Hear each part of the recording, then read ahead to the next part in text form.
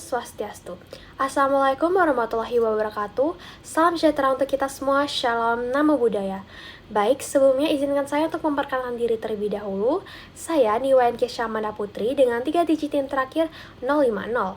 Pada kesempatan kali ini, kami dari kelompok SGDB 3 akan mempresentasikan hasil student project kami yang berjudul Clostridium difficile infection atau CDI.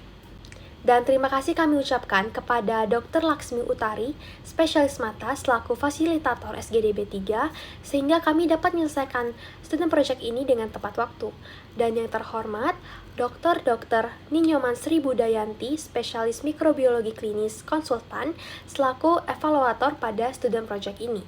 Berikut ini adalah daftar nama-nama anggota dari SGDB 3. Adapun topik pembahasan dari student project ini adalah sebagai berikut, yaitu yang pertama ada bab 1 pendahuluan, lalu selanjutnya ada bab 2 yakni tinjauan pustaka, dan yang terakhir bab 3 penutup.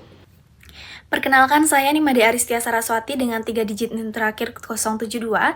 Di sini saya akan menjelaskan mengenai latar belakang karya kami yang berjudul Clostridium difficile infection atau CDI. Yang pertama yaitu epidemiologinya. Kasusnya di Indonesia yaitu sebesar 10,7 kasus per 10.000 pasien yaitu per hari, dan khususnya di Bali yaitu di Rumah Sakit Prof. Ngurah. Pada tahun 2017 sampai 2021 itu terdapat 70 sampel penyakit pada pasien CDI dan kebanyakan pada pasien dengan penyakit penyerta. Dan dikatakan juga secara global bahwa CDI ini dalam 2 dekade terakhir mengalami peningkatan kasusnya. Clostridium difficile infection itu merupakan salah satu penyakit yang disebabkan oleh bakteri anaerob yang bisa ditemukan pada saluran cerna dan menginfeksi manusia apabila mengalami immunocompromise. Dan apabila seseorang terinfeksi oleh Clostridium difficile ini, manusia itu bisa mengalami diare, perforasi khusus, tinjaunya berdarah, toksik megakolon, dan lain sebagainya. Dan perlu kita ketahui bersama juga, Clostridium difficile infection ini merupakan salah satu penyakit nosokomial atau yang bisa didapatkan pada unit-unit pelayanan kesehatan seperti rumah sakit, sehingga di sini bisa menyebabkan komplikasi klinis yang cukup besar kepada pasien-pasien dengan penyakit penyerta. Contohnya pasien yang sedang mengalami kemoterapi, dengan pasien yang HIV, pasien yang mengalami gagal ginjal, hipertensi, dan lain sebagainya. Dan yang paling penting di sini adalah Clostridium difficile infection ini merupakan salah satu penyakit yang juga ditularkan akibat atau disebabkan akibat konsumsi antibiotik. Contohnya seperti ampicillin, amoxicillin, cephalosporin, dan lain sebagainya. Sehingga sering disebut sebagai antibiotic associated diarrhea. Dan oleh karena itu, kita sebagai mahasiswa kedokteran sangat penting untuk mempelajari dan juga mengetahui mengenai Clostridium difficile infection. Sehingga dalam karya ini, kami membahas bagaimana epidemiologinya, faktor virulensinya, penyebarannya, patogenesisnya, dan bagaimana terapi yang tepat. Sehingga nanti kita bisa melakukan penanggulangan secara preventif maupun secara kuratif, dan kita bisa memberikan informasi yang lebih kepada masyarakat untuk bersama-sama menurunkan prevalensi serta angka kematian akibat Clostridium difficile infection. Sekian, terima kasih. Perkenalkan, saya Niputu Revolia Putri Santosa dengan 3 digit NIM terakhir 054. Berikutnya adalah saya akan menjelaskan mengenai rumusan masalah, tujuan, dan manfaat dari karya kami. Adapun rumusan masalah dan tujuan sudah kami cantumkan dan tertera dengan lengkap serta jelas pada PowerPoint kami. Untuk manfaat, di sini terdapat 2 manfaat, yakni secara praktis dan teoritis. Manfaat teoritisnya adalah melalui karya ini kita dapat memperluas pemahaman tentang patogenesis, faktor risiko, epidemiologi, dan mekanisme virulensi dari Clostridium difficile. Selain itu, melalui karya ini juga diberikan wawasan baru untuk pengembangan diagnostik, terapeutik, dan juga pencegahan berbasis bukti. Secara praktis, karya ini bermanfaat untuk membantu tenaga medis dalam deteksi dini dan intervensi terhadap CDI melalui pengenalan gejala secara lebih akurat. Selain itu, juga memberikan rekomendasi strategi pengelolaan klinis yang efektif untuk mengurangi adanya risiko infeksi berulang dan juga morbiditas dari pasien CDI. Om Swastiastu. Perkenalkan, nama saya Dia Syamuita Trijaini dengan 3 digit NIM terakhir 066. Jadi di sini saya akan membawakan definisi dan karakteristik dari Clostridium difficile. Nah, untuk Clostridium difficile itu merupakan bakteri gram positif, anaerobik, serta dapat membentuk spora, di mana biasanya menyerang saluran pencernaan dan umumnya dapat menimbulkan perforasi usus, terutama setelah penggunaan antibiotik yang dapat mengganggu keseimbangan flora normal pada usus. Menurut beberapa peneliti, Clostridium difficile ini merupakan bakteri komensal pada neonatus, tetapi disebutkan juga dapat menyebabkan penyakit pada hewan karena produksi toksinnya. Adapun karakteristiknya, pertama adalah merupakan bakteri gram positif di mana memiliki dinding peptidoglikan yang tebal, dan kemudian yang kedua itu adalah dapat membentuk spora di mana dia dapat bertahan pada lingkungan yang keras dan juga dalam jangka waktu yang panjang. Dan yang ketiga itu adalah produksi toksinnya, yaitu toksin A dan toksin B. Kemudian dia juga anaerobik di mana dia tidak memerlukan oksigen, dan selanjutnya ada penyebarannya itu melalui fekal oral. Perkenalkan kembali, saya Niwen Keshamana Putri dengan 3 digit NIM terakhir 050. Nah, selanjutnya saya akan membahas mengenai epidemiologi dari Clostridium difficile infection atau CDI. CDI dapat terjadi di komunitas maupun rumah sakit, dengan kasus yang lebih banyak dilaporkan di rumah sakit. Studi di Eropa menunjukkan angka CDI terkait perawatan kesehatan berkisar antara 4,2 hingga 131,8 per 10.000 kepulangan pasien, dan 0,6 hingga 8,5 per 10.000 hari perawatan pasien. Di komunitas, angka kejadian CDI mencapai 30 hingga 120 kasus per 100.000 orang di Amerika Serikat dan 730 kasus per 100.000 orang di Belanda. Sedangkan di Asia, analisis tahun 2017 menemukan resiko CDI sebesar 11,5% dengan prevalensi tinggi di ruang rawat akut dan kronis. Di Indonesia, meskipun belum ada data nasional, studi lokal menunjukkan prevalensi CDI sebesar 14,7% di Sumatera Utara berdasarkan kultur dan 20,6% di Jawa Tengah berdasarkan uji glutamate dehidrogenase. Kejadian CDI nosokomial diduga lebih tinggi dibandingkan di komunitas. Baik, sebelumnya perkenalkan nama saya Nimade Cynthia Pranyandari dengan 3 digit NIM terakhir 052. Kali ini saya akan membahas tentang toksin A dan juga toksin B. Sebagian besar galur Clostridium difficile menghasilkan 2 toksin utama, yaitu TCDA dan juga TCDB. Keduanya dikode oleh gen TCDA dan TCDB dalam lokus patogenitas atau PALOK. Lokus patogenitas adalah urutan DNA terintegrasi kromosom sepanjang 19,6 kali. PALOK mengandung gen lain yaitu TCDR, TCDE, dan TCDC. TCDA dan TCDB berperan dalam patogenisitas penyakit, tapi TCDB adalah faktor virulensi utama dan menyebabkan kerusakan inang, sehingga menyebabkan penyakit yang parah pada manusia dan juga hewan. Ekspresi TCDA dan TCDB bergantung pada kondisi lingkungan dan juga regulator global, nutrisi bakteri, perubahan suhu, perubahan potensial redoks dalam mengatur metabolisme anaerob. Sekian yang dapat saya sampaikan, terima kasih. Perkenalkan, nama saya Kadexta Pradivi dengan NIM 24025111058. Jadi, binari toksin ini sendiri merupakan toksin yang terdiri dari subunit A dan B, yang dimana ini akan memodifikasi aktin dan menghambat pembentukan filamen aktin itu sendiri. Untuk peran binari toksin dalam keparahan penyakit itu sendiri berperan dalam meningkatkan keparahan penyakit yang disebabkan oleh strain hypervirulence Clostridioides difficile. Toksin ini berfungsi dengan tingkat morbiditas dan mortalitas yang lebih tinggi pada pasien. Untuk prevalensi dari binari toksin atau CDT ini sendiri dihasilkan oleh sekitar 5-30% isolat klinis Clostridioides difficile. Identifikasi awal CDT sendiri itu diidentifikasikan pada strain Clostridioides difficile CD196, di mana strain ini diisolasi dari pasien yang menderita poelitis pseudomembranosa parah. Untuk mekanisme toksisitas seluler CDT ini sendiri itu, di mana subunit A CDT ini nanti berikatan dengan kompleks oligomer B, dan proses ini diikuti oleh endositosis dan transportasi kompleks tersebut ke dalam endosom sel inang. Di dalam endosom, perubahan konformasi subunit B dipicu oleh lingkungan pH asam. Perubahan ini memungkinkan translokasi subunit A ke sitosol sel inang. Begitu. Lalu untuk efek CDT pada sel inang sendiri itu, subunit A ini memodifikasi G-actin dengan mentransfer ADP ribosa. Jadi modifikasi ini mengganggu keseimbangan antara G-actin dan F-actin, merusak sitoskeleton sel inang. Kerusakan ini menyebabkan kematian sel yang cepat. Untuk dampak pada pasien itu, CDT terkait dengan infeksi yang lebih berat termasuk komplikasi serius seperti colitis pseudomembranosa. Om Swastiastu. Perkenalkan, saya Niputu Najwa Kaila Ramanti dengan 3 digit 6 terakhir yaitu 056. Di sini saya akan membahas tentang disbiosis mikrobiota usus. di mana lingkungan usus memiliki mikrobiota yang berinteraksi antara satu sama lain. Mikrobiota di dalam usus memiliki ketahanan yang berbeda-beda terhadap gangguan yang berbeda-beda. Contohnya seperti pola makan yang berbeda, pemberian antibiotik, maupun adanya spesies lain atau spesies baru yang disebut juga dengan resistensi kolonisasi.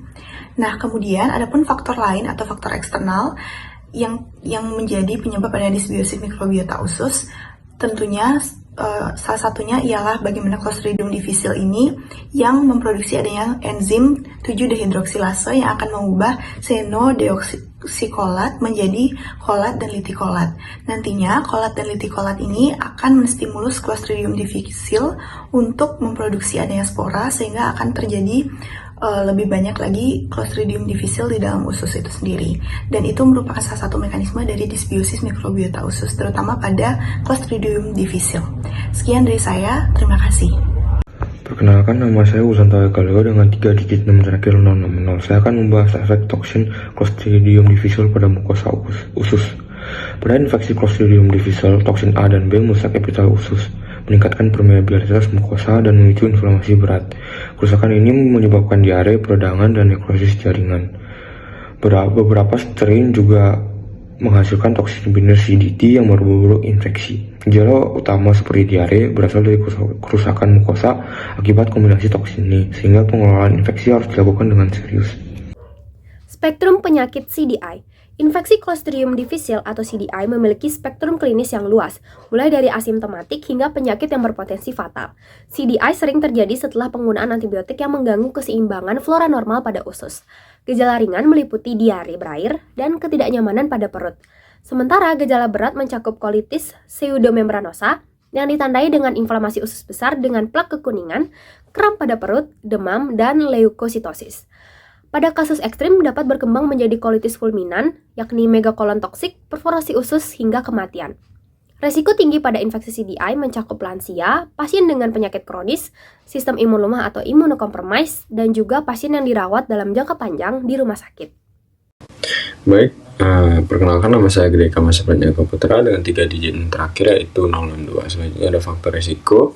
Ini dimana faktor risiko infeksi Clostridium difficile atau CDI meliputi penggunaan antibiotik tertentu seperti cephalosporin, clindamycin, dan fluoroquinolone, riwayat penyakit gastrointestinal usia lanjut, lingkungan fasilitas kesehatan, kontak dengan permukaan terkontaminasi, serta penggunaan obat penekan asam lambung yang bersama-sama mengaruhi risiko kolonisasi dan infeksi. Perkenalkan, saya Desa Ayu Kutadewa Karina dengan 3 digit NIM terakhir 064. Hal pertama yang mendasari diagnosis CDI adalah kecurigaan klinis dengan gejala diare 3 kali atau lebih dalam waktu 24 jam. Gejala tambahan seperti demam, nyeri perut, mual, dan anoreksia. Faktor resiko yang mendasarnya seperti penggunaan antibiotik sebelumnya, usia lanjut, dan riwayat rawat inap. Metode diagnostik laboratorium yang dapat digunakan seperti enzim imunosai EIA, glutamat dehidrogenase GDH, nucleic acid amplification test NAAT seperti PCR, kemudian ada algoritma diagnosis ESCMID sebagai evaluasi klinis lanjut jika hasil NAAT positif tetapi EIA toksin negatif, pengelolaan pra-analitik, kemudian ada metode tambahan seperti endoskopi untuk mendeteksi pseudomembran meskipun tidak selalu muncul pada semua kasus CDI, kemudian ada pencitraan perut. Diagnosis CDI membutuhkan kombinasi dari penilaian klinis, laboratorium, dan metode tambahan untuk memastikan akurasi. Sekian dari saya, terima kasih. Perkenalkan, saya Dani Ampartorik Wijaya dengan NIM 24025111068. Sekarang ini saya akan menjelaskan bagaimana kriteria klinis dari CDI. Untuk diagnosis Clostridium difficile infection atau CDI itu didasarkan kepada gejala klinis dan pemeriksaan laboratorium dengan diare berair lebih dari 3 kali dalam 24 jam sebagai gejala utama. Pasien yang baru menjalani terapi antibiotik atau memiliki riwayat inap berisiko tinggi untuk terkena CDI sendiri. Untuk uji laboratorium yang digunakan sebagai kriteria klinis dari CDI ini, yang pertama adalah uji glutamat dehidrogenase atau GDH, kemudian ada nucleic acid amplification testing atau NAAT, kemudian yang ketiga adalah dengan kultur untuk memeriksa toksin dari kadar CDI ini. Berikut adalah tabel yang memuat kriteria klinis dari diagnosis CDI mulai dari gejala ringan hingga sedang hingga ke recurrence. Sekian yang dapat saya sampaikan, terima kasih. Baik, kali ini saya akan menjelaskan mengenai strategi traffic Clostridium difficile. Sebelum itu, perkenalkan nama saya IWF dan tahun Pratama dengan 3 digit yang terakhir 070. Untuk strategi traffic Clostridium difficile sendiri itu dapat menggunakan antibiotik berbeda tergantung pada tingkat keparahan. Agar tak terjadi resistensi antibiotik pada Clostridium difficile, penggunaan antibiotik metronidazol akan diberikan jika pasien sudah terpapar Clostridium dengan kadar yang sedikit sampai dengan menengah. Sedangkan untuk paparan berat serta untuk penyembuhan awal bagi orang dewasa, maka disarankan untuk penggunaan antibiotik vancomycin atau antibiotik fidaxomicin. Selain penggunaan antibiotik, terdapat strategi terapi lain yaitu berupa FMT atau fecal microbiota transformation, probiotik serta penggunaan rifampicin. Berdasarkan hasil RCT, yaitu randomized control trials, dengan N751 ditemukan bahwa penggunaan FMT dapat mengatasi diare dan mencegah gangguan pada pasien dengan Clostridium difficile yang berulang. FMT diberikan baik untuk mencegah kekambuhan serta mengatasi gejala resolusi. Probiotik digunakan sebagai tambahan selain penggunaan antibiotik. Probiotik sendiri itu merupakan tambahan yang dapat digunakan bersamaan antibiotik seperti vancomycin. Mengenai vancomycin dan fidaxomicin, untuk vancomycin dan fidaxomicin sendiri itu memiliki forma yang tidak jauh beda. Dan juga, tapi vancomycin memiliki forma yang berbeda dengan metronidazol, yang dimana vancomycin jauh lebih efektif ketimbang metronidazol. Sekian dan terima kasih. Baik, selanjutnya ada strategi pencegahan CDI. Pencegahan infeksi Clostridium difficile atau CDI di fasilitas kesehatan meliputi kebersihan tangan dengan mencuci menggunakan sabun dan air, penggunaan sarung tangan oleh tenaga kesehatan, disinfeksi rutin permukaan dengan disinfektan berbasis klorin, isolasi pasien, pengendalian penggunaan antibiotik, serta edukasi mengenai risiko dan langkah pencegahan yang didukung oleh diagnosis dini dan pengendalian lingkungan. Berikutnya adalah konsekuensi pada pasien imunokompromis. Infeksi Clostridium difficile atau CDI memiliki implikasi klinis yang cukup serius, terutama pada pasien imunokompromis seperti mereka yang menjalani kemoterapi, transplantasi organ, atau hidup dengan HIV/AIDS. CDI dapat menyebabkan diare berat, dehidrasi, dan komplikasi gastrointestinal serius seperti kolitis hingga perforasi usus. Pada kelompok ini, gejala cenderung lebih parah dan sering memerlukan perawatan medis secara intensif. Risiko infeksi berulang atau rekurensi juga tinggi dan akan memperburuk kondisi kesehatan yang membutuhkan pendekatan pengobatan yang lebih intensif. Tantangan lainnya adalah resistensi terhadap antibiotik yang memperpanjang perawatan dan juga meningkatkan biaya kesehatan serta menambah risiko komplikasi. Selain itu, pasien imunokompromis yang dirawat lama di rumah sakit akan berisiko lebih tinggi terkena infeksi nosokomial lain yang semakin memperburuk kondisi. Secara psikologis, beban mental akibat CDI juga cukup signifikan, terutama bagi pasien yang sudah berjuang melawan penyakit mendasar mereka. Maka dari itu, pemahaman mendalam tentang implikasi klinis CDI penting bagi tenaga medis untuk memberikan perawatan secara cepat dan juga efektif, serta mencegah adanya komplikasi lebih lanjut. Perkenalkan kembali, saya Wilson Tagaleo dengan 3 digit terakhir 060. Kali ini saya akan membahas CDI, prognosis CDI pada pasien kanker. Pasien kanker memiliki prognosis lebih buruk dari infeksi Clostridium difficile dengan angka kematian 30 hari yang lebih tinggi dibandingkan pasien tanpa kanker. Pasien kanker hematologi memiliki risiko mortalitas tertinggi sebesar 25,4%, diikuti kanker solid 15% dibandingkan 8,6% pada pasien tanpa kanker. Faktor yang memperburuk prognosis meliputi penggunaan antibiotik, PPI, kemoterapi aktif, dan neutropenia. Tingkat infeksi rekuren serupa antara pasien kanker dan non-kanker, namun pengelolaan lebih intensif diperlukan untuk mengurangi angka mortalitas pada pasien CDI dengan kanker. Terima kasih. Baik, selanjutnya yakni bab 3 penutup. Kesimpulan dari student project ini adalah Clostridium difficile infection adalah infeksi bakteri serius yang sering terjadi setelah penggunaan antibiotik yang mengganggu flora usus. Gejalanya bervariasi dari diare ringan hingga komplikasi berat seperti pseudomembranosa dan toksik megakolon. Selanjutnya ada faktor resiko utama yaitu meliputi penggunaan antibiotik tertentu dan usia lanjut. Diagnosisnya membutuhkan kombinasi gejala klinis dan tes laboratorium seperti nucleic acid amplification testing. Untuk penanganannya meliputi antibiotik seperti vancomycin atau fidaxomicin. Untuk penanganannya meliputi antibiotik seperti vancomycin atau fidaxomicin dan transplantasi mikrobiota feses. Dan untuk pencegahannya bisa dilakukan melalui kebersihan, kontrol antibiotik, dan edukasi terutama di fasilitas kesehatan. Adapun beberapa saran yang dapat kami sampaikan yakni yang pertama, penggunaan antibiotik. Tenaga medis harus lebih berhati-hati dalam meresepkan antibiotik dan memastikan bahwa penggunaannya sesuai indikasi untuk mencegah terjadinya gangguan flora usus. Lalu yang kedua, protokol kesehatan, yaitu penerapan disinfeksi rutin menggunakan agen berbasis klorin di fasilitas kesehatan untuk memutus rantai penularan. Dan yang ketiga, edukasi masyarakat, yakni meningkatkan kesadaran akan pentingnya kebersihan tangan dan perilaku hidup bersih baik di rumah maupun di fasilitas kesehatan, yang bertujuan untuk menekan angka kejadian CDI, meningkatkan kualitas perawatan pasien, dan mengurangi beban kesehatan. Berikut ini adalah scan barcode untuk mengakses daftar pustaka dari student project kami. Baik, sekian dari presentasi mengenai student project ini, dan kami ingin mengucapkan terima kasih atas segala perhatiannya dan memohon maaf apabila terdapat kesalahan kata maupun hal yang kurang berkenan di dalam video ini. Akhir kata, saya ucapkan Om Santi Santi Santi Om. Wassalamualaikum warahmatullahi wabarakatuh. Salam sejahtera untuk kita semua. Shalom, Namo Buddhaya.